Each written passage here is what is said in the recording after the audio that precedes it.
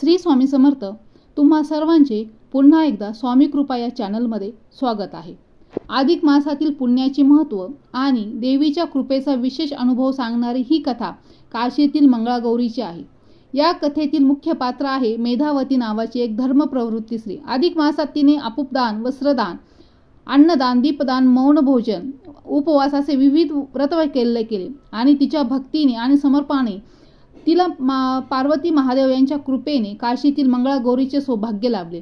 तर चला जाणून घेऊया मेधावतीने या पवित्र महिन्यात केलेल्या पुण्याची कथा. अधिक मास महात्म्य कथासार अध्याय 18. काशीतील मंगळागौरी. विंध्य पर्वताच्या एका विभागात अमरकंटक नावाची पर्वतश्रेणी आहे. तेथे नर्मदा नावाची एक पुण्य सलिला नदी आहे. नर्मदेच्या दोन्ही तीरांवर रम्य वनश्री असून तेथे स्वतः भगवान शंकर पार्वतीसह क्रीडा करण्यास येत असतात. अनेक देवांचेही वास्तव्य त्या ठिकाणी आहे. त्या नर्मदेच्या सार संगमाजवळ भृगुकच्छ नावाची एक दिव्य नगरी आहे. त्या नगरीत पूर्वी कुळशर्मा आणि त्याची पत्नी कुशावती आनंदाने संसार करीत होती. त्यांच्या पोटी एक कन्यारत्न झाले. मेधावती ह्या त्या कन्येचे नाव. मेधावती अतिशय सुंदर होती, गुणवानही होती. ती उपवर झाल्यावर पद्मनाभ नावाच्या एका रूपवान गुणी तरुणाशी तिचा विवाह झाला. त्या वधूवरांचा संसार अतिशय प्रेमाने चालला होता. पण थोड्याच दिवसांनी त्यांच्या दुर्दैवाने भयंकर संकट ओढवले. एके दिवशी तो पद्मनाभ नर्मदा नदीत स्नान करीत असताना एका मगरीने त्याला खोल पाण्यात ओढून नेले. पद्मनाभ बुडाला. सर्वत्र हाहाकार झाला. मेधावतीच्या शोकाला तर सीमाच राहिली नाही. ती विधवा झाली. माता पित्याला खूप दुःख झाले. पण काय करणार. पुढे काही दिवसांनी अधिक मास आला. मेधावतीनं त्या महिन्यातील उपवास, नक्त भोजन, नित्य स्नान, दीपदान, अन्नदान, वस्त्रदान, पात्रदान, आपूपदान, मौन भोजन अशा प्रकारची यथाशक्ती व्रत केली.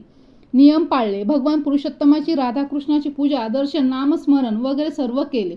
उद्यापनाच्या दिवशी ती नदीवर गेली असता शिव पार्वती तेथे येऊन त्या मेधावतीला त्यांनी आपल्या विमानात नेले. ती सदेह कैलासात गेली. पार्वतीने तिला निरखून पाहिले तर ती विधवा, कपाळी कुंकू नाही. हरकत नाही. मग पार्वतीने विचार केला, मेधावतीला पवित्र देवताच बनवायची. मग ती मेघावती आता माता पार्वतीबरोबर सतत राहू लागली. तिचे मन रमले. वैधव्याची दुःखे हळूहळू विसरली. तिकडे भृगुकच्छ नगरीत आकांत झाला होता. मेधावतीला जी नर्मदेवर स्नानास गेली होती तिचा पुढे पत्ताच नाही. तिलाही पतीप्रमाणे नदीतील मगरीने नेली असावी अशी कल्पनेने सारेजण दुःखी झाले होते. कुळशर्मा आणि कुशावती यांना खूप शोक झाला. पण मृत्यू पुढे कोणाचे काय चालणार. मेधावती कैलासात पार्वतीजवळ गेल्याचे तर कोणालाही माहीत नव्हते. एके दिवशी महादेवाच्या भेटीला श्री विष्णू आले. तेव्हा त्यांनी मेधावतीला पाहिले. ते म्हणाले, हे स्त्री फार पुण्यवान आहे. हिने अधिक मासातील व्रते निष्ठेने केली आहे. त्यामुळे तिला वास्तविक गोलोकात स्थान मिळायला पाहिजे. पण ती येथे कैलासात कशी. मग पार्वतीने मेधावतीची सर्व हकीकत सांगितली. ती माझी सखी आहे. हिला मी सौभाग्याच्या अक्षयवर दिला आहे. हिच्या दर्शनाने स्त्रियांचे मंगल होईल, कल्याण होईल. ते ऐकून भगवान विष्णूलाही आनंद वाटला. नंतर शंकर पार्वती, ती मेधावती आणि श्री विष्णू हे काशी क्षेत्री आले. तिथे श्री विष्णूंनी नीलकंठेश्वर महादेवाची लिंग स्थापना केली. त्या सोहळ्याची वेळी मेधावतीने माता पार्वतीच्या चरणी आपला देह ठेवला. मेधावती पावन झाली आणि ती मोक्षपदाला गेली. पार्वतीने मेधावतीच्या स्मरणार्थ एक मंदिर बांधले. त्या मंदिरात त्या अक्षय सौभाग्यवती पुण्यशील मेधावतीची मूर्ती मंगळागौरी, गौरीची पवित्र मंगलसखी म्हणून स्थापन झाली.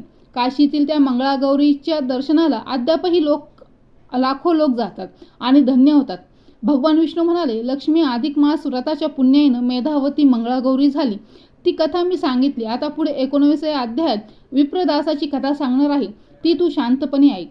अध्याय 18 समाप्त. श्रीकृष्णार्पणमस्तु.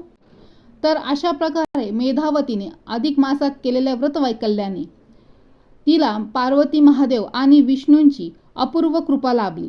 तिच्या भक्तीमुळे काशीतील मंगळागौरीने सौंदर्य, प्रतिव्रता आणि शांततेने उजळले. मेधावतीची ही कथा आपल्याला शिकवते की श्रद्धा, समर्पण आणि पुण्यकर्म करीत राहिल्यास देवी देवतांची कृपा सदैव लाभते आणि जीवनात सुख समृद्धी लाभते.